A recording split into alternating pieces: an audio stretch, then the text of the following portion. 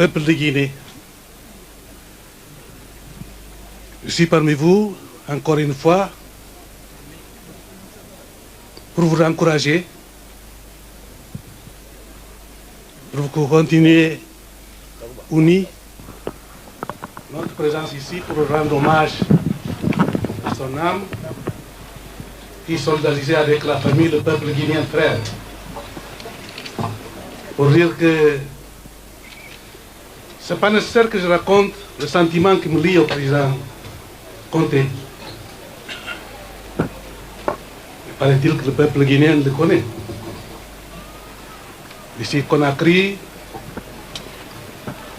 Bofa, Boké, Koundara, Gawal.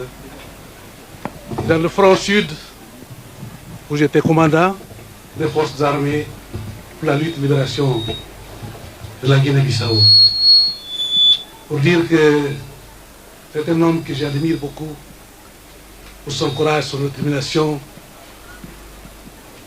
son sentiment d'Africain, parce que, comme j'ai dit l'autre jour au palais, il avait pris certaines décisions sans être reçu l'ordre de ce président Conté, Sékou Touré à l'époque.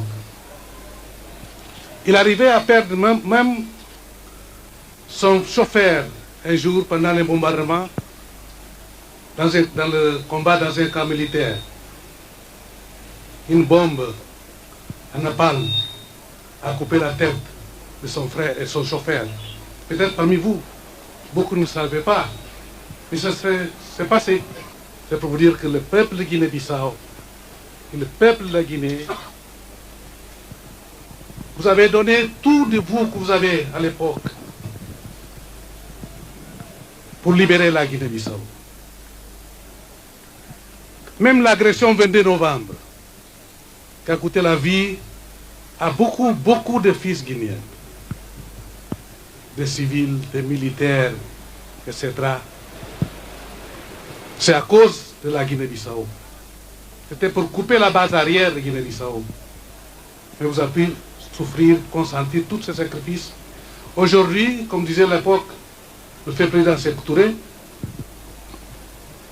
que tant que l'Afrique ne soit pas libre, la Guinée ne sera pas libre.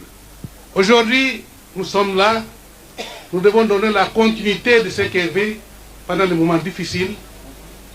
Et ces moments-là, nous devons continuer à travailler main à la main. Donc, je demande la direction du gouvernement, du président Camara, de continuer les œuvres du président Conté.